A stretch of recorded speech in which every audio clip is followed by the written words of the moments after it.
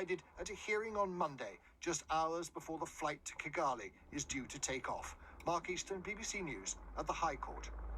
Well, let's speak now to Victoria Howard, who is editor of the Crown Chronicles.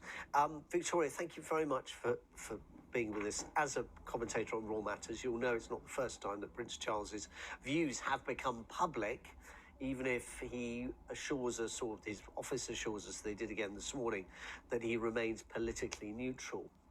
Do you think this is damaging at all to the Prince when stories of this kind appear in the media? I do think, obviously, this is a controversial issue, particularly on my social media feeds. I see a lot of opposition to the policy. So whether that is representative of actual sort of British public opinion is obviously another matter. But I think when Prince Charles does make comments that do reflect general public opinion, I don't see the problem with it. And particularly in this case, these comments were made privately and leaked. So it's not like he was publicly trying to influence government policy. And that is where the fine line is being trod, because it's important as a royal that he does not try to influence government policy, of course. They are supposed to remain politically neutral, and that is important as a monarch in his future role.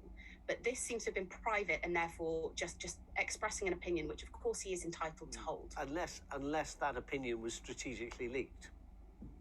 Of course, and we will never really know that. We don't know who the source was. The Clarence House are obviously not disclosing the ins and outs of that particular conversation, which makes it difficult for us to deduce that. That is something that does happen. It's happened in particular in the past with, for example, Prince Harry and Meghan. Things have been leaked strategically to influence opinions in the papers, for example. So it's a very difficult one to discuss, but I think he's just on the right side of the line here. Could it actually do him some good in the Commonwealth? I mean, after all, he's going to CHOGM, the Common Heads of Government meeting, which happens to be in Kigali. Historically, Kigali was never part of the British Empire, but it's chosen, Rwanda was never part of the British Empire, it was chosen, along with a couple of other countries, I think, to join the Commonwealth anyway. So they see the value in the Commonwealth as an institution, as a collective voice for those countries. And I wonder whether it might not do him any harm, given it will be his first meeting in charge, if it has become known that he shares some of the perhaps criticisms that have been made by African governments of the British approach to migration. I think that's a very valid point. Of course, he is attending on the Queen's behalf. In 2018, he was appointed or chosen that he would succeed the Queen when the time eventually comes. And of course, the Commonwealth was and is actually the Queen's greatest legacy, I think, in terms of what she has achieved in her 70 years as monarch.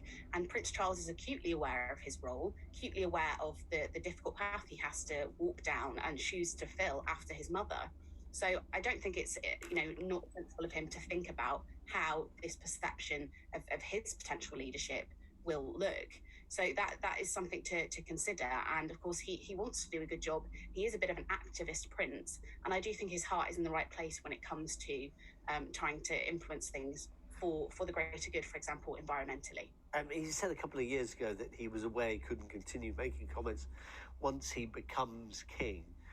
But his approach in the run-up is different, at least, to the one his mother adopted, even though she too knew she was going to become monarch because there were no brothers and she was the oldest child of her father. But is it fair to say then that if he becomes king, it's likely to be a monarch who takes a slightly different approach, albeit not always visible to the public in the way he operates in that role? Absolutely. And of course, the Queen, when she was Princess Elizabeth, thinking about her future role, very different times, that we didn't have these activist royals. The job was to go out and meet people, give out a few honours, for example, show some charities a bit of public face and kind of move on. Now we do expect a bit more from our royals. Prince William is also taking on that conservation mantle. The Duchess of Cambridge, for example, is working on addiction and childhood development. We expect that much more now. Prince Charles as king, I do think will do things quite differently. Everything has to be subtle, though. It has to be slow. Of course, we won't expect great sweeping changes for the monarchy as soon as he becomes king, because that's not what we want from our monarchy. But we've talked about a slimmed down version, fewer royals doing more engagements to give better value for money to the public. That is definitely something he will enact.